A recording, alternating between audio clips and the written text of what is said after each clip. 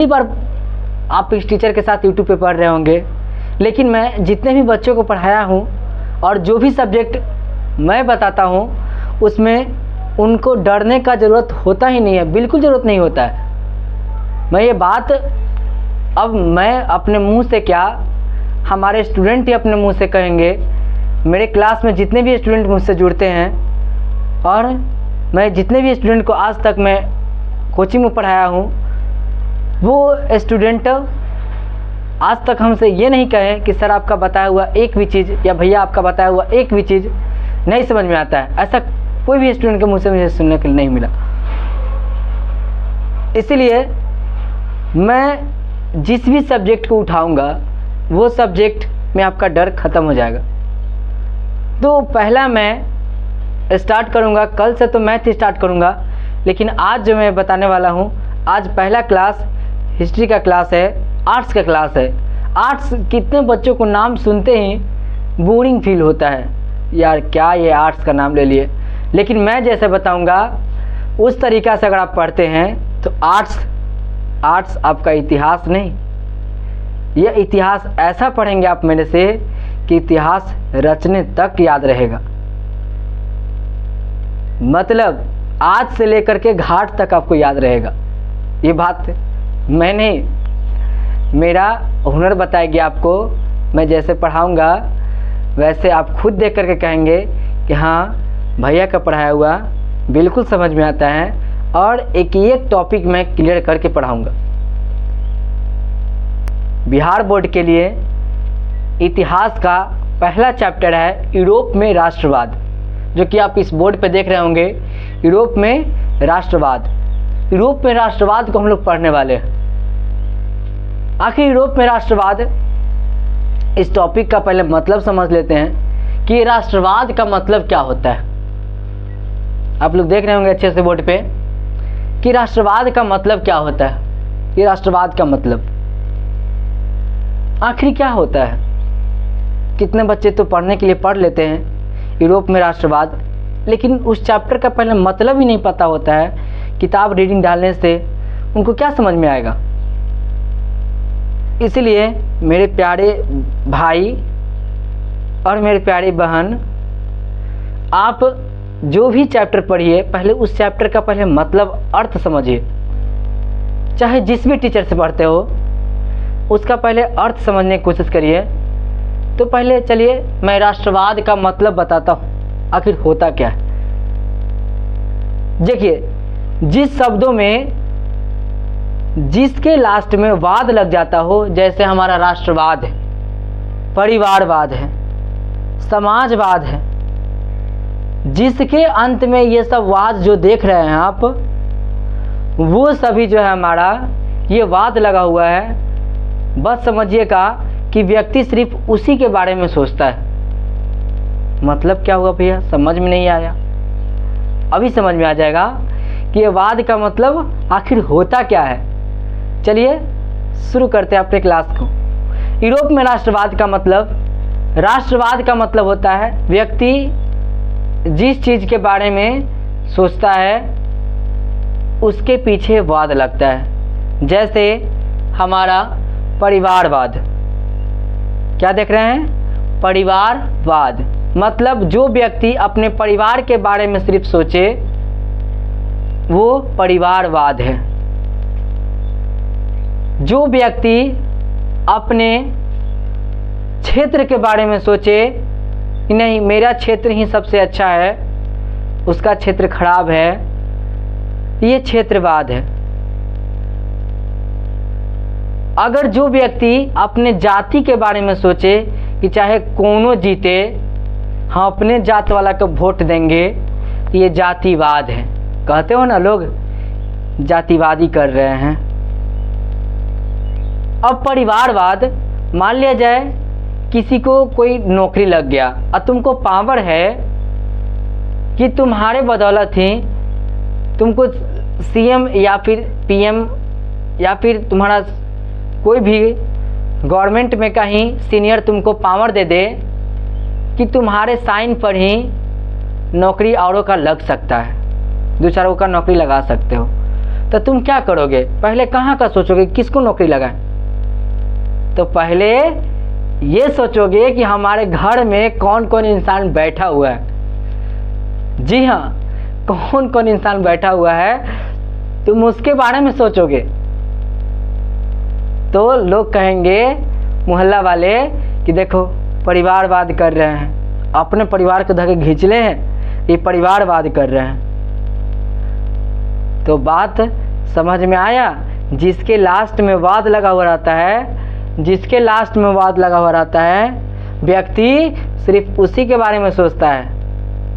हमारे भारत में, हमारे इंडिया में पहले यही नहीं था।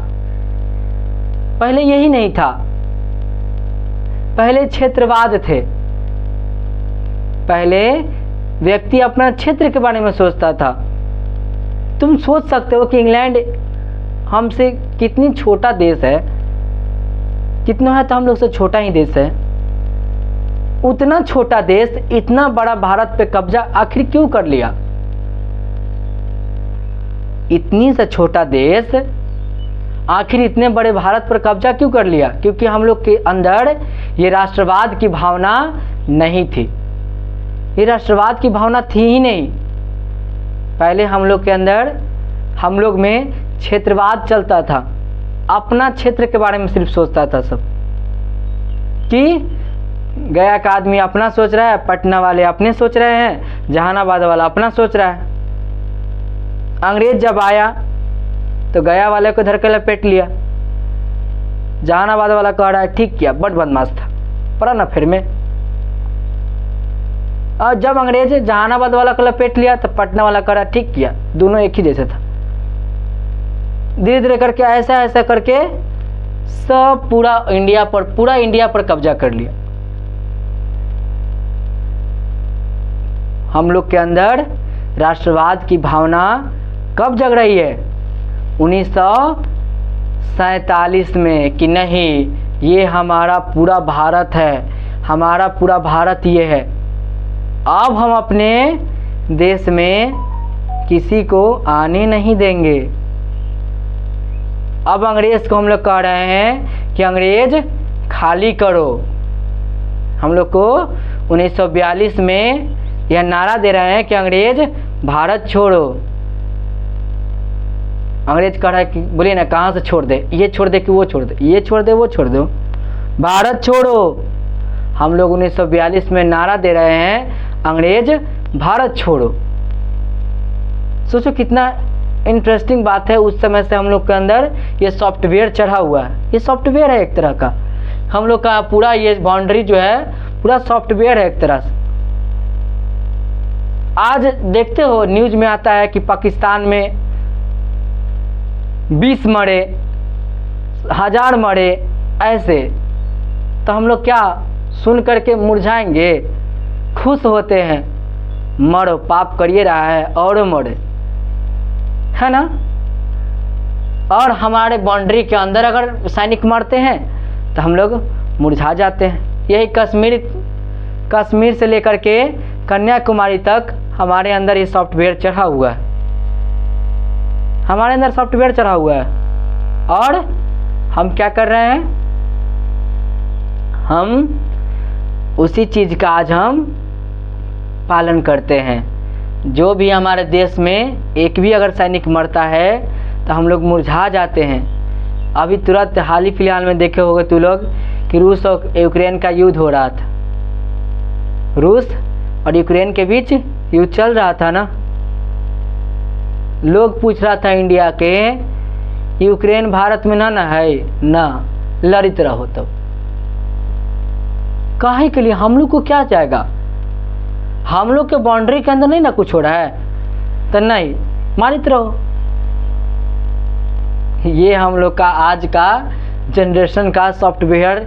इसीलिए देखो एनसीईआरटी वाला सरकार बहुत तेज है, सरकार बहुत ही तेज है ज़्यादा, कि बच्चों के अंदर क्लास 10th में ही ऐसा चैप्टर पढ़ा दिया जाए कि उसको हमारे देश के प्रति भावना जग जाए, हमारे देश के प्रति भावना जग जाए।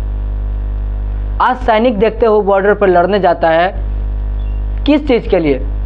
इस भारत माँ के लिए, इस भारत माँ के लिए कि हम भारत माँ के सपूत हैं, हम भारत माँ के सपूत हैं। और सैनिक लोगों को शुरुआत में ही ऐसा चैप्टर पढ़ा दिया जाता है कि उन लोग लौट के आ ही नहीं सकता है, या तो मरेगा या तो मारेगा या तो मराएगा। वो लोग को दो ही चीज़ सिखाया जाता है कि देखो तुम देश तुम्हारे अंदर, तुम्हारे हाथों में जो है पूरा देश की बागडोर है, तुम भारत माँ के सपूत हो, और अगर ऐसे मरते हो तो हिसाब किताब होगा, लेकिन अगर देश के लिए मरोगे डायरेक्ट स्वर्ग है, डायरेक्ट स्वर्ग है। ये चैप्टर वैसा पढ़ा करके उसको दिया जाता है और भेजा जाता है बॉर्डर पे। अगर ऐसा नहीं पढ़ा के भेजा जाएगा तो देखेगा कि बॉर्डर पे गोली चल रहा है, इधर भी 2 मर गया, उधर भी 2 मर गया, तो देख कर के कहेगा प्राण बचे तो लाखों पाए, अपना बंदूक नीचे रखेगा, भाग गएगा, कहेगा कि हम पट्टा पर खेत लेकर के हम 30,000 कमाएंगे, 40,000 अपना महीना रखो, है ना। तो ऐसा चैप्टर उसको पढ़ा करके भेजा जाता है कि गोलियों चलते रहता है, गोलियों खाते रहता है, कहता है कि भारत माँ की जय, भारत माँ की जय, और करते करते वहीं पर जय हिंद हो जाना है उसका, ऐसा कर जाना है उसको। तो ये बात है कि राष्ट्रवाद का मतलब क्या होता है? अपना देश, पूरा देश के बारे में सोचना, अपना देश के बारे में सोचना। सबसे पहले देखो यूरोप में राष्ट्रवाद, सबसे पहले ये राष्ट्रवाद की भावना जो है, देश की भावना जो है, सबसे पहले यूरोप में, यूरोप एक महादेश है, यूरोप एक महादेश है जिसमें कई सारे देश आते हैं, फ्रांस, जर्मन, रूस, अमेरिका नहीं आते हैं, हमारा इटली, ये सब जो है हमारा किस में आते हैं? यूरोप में आते हैं। और इन्हीं यूरोप में पहले, सबसे पहले राष्ट्रवाद की भावना जगी। देखो सबसे मजबूत देश है फ्रांस। यूरोप में सबसे प्राचीन काल में, मध्यकाल की बात कर रहे हैं हम, सबसे पहले मजबूत देश फ्रांस हुआ करता था, फ्रांस। और इसी के बगल में जर्मन, इसके बगल में स्पेन, और इसके बगल में ऑस्ट्रिया, और इसके नीचे इटली, ये सब देश था। फ्रांस में ऐसा कहा जाता है कि ऑस्ट्रिया का एक राजा था मेटरनिक यहाँ तक यह कहता है कि फ्रांस को अगर सर्दी लगती थी तो पूरा यूरोप छींकता था। बताओ, मेटरनिक यहाँ तक यह कह दिया कि फ्रांस को सर्दी लगती थी तो पूरा यूरोप छींकता था। अब ये बात क्या हुआ? फ्रांस को सर्दी लगती थी, यूरोप छींकता है। मतलब जो बातें फ्रांस में लागू हो जाएगी वो देखते देखते पूरा यूरोप में भी लागू हो जाएगा। यह बात मेटरनिक कहा था। और सबसे मजबूत देश फ्रांस ही था। बड़े लोगों का, बड़े देश का देख करके दूसरे देश फॉलो करता है, तो यही फ्रांस की सब देख करके दूसरे देश फॉलो करता था। देखो ये रूस में क्या था, कई सारे वंशज पहले चलते थे। रूस में जो थे जार शाही वंश चल रहे थे। फ्रांस में उसी तरह से बुर्बो वंश चल रहा था। फ्रांस में बुर्बो वंश चल रहा था, वंशज चल रहा था। राजा का बेटा ही राजा बनेगा, पहले वंशानुगत चल रहा था। ये फिक्स था कि राजा का बेटा ही राजा बनेगा, एक ही संतान होता था, और वही आगे का शेड्यूल जो है वो चलाएगा। आखिर जो भी राजा आगे अपना वंश को चलाने वाला है वो रानी के कोख से जन्म लेगा। रानी के कोख से जन्म लिया हुआ जो लड़का रहेगा वो आगे अपना वंश का चलाएगा। ये नहीं कि राजा किसी को भी गोद ले लेगा और वो वंश को चलाएगा, ऐसा नहीं है। राजा का बेटा ही राजा बनेगा।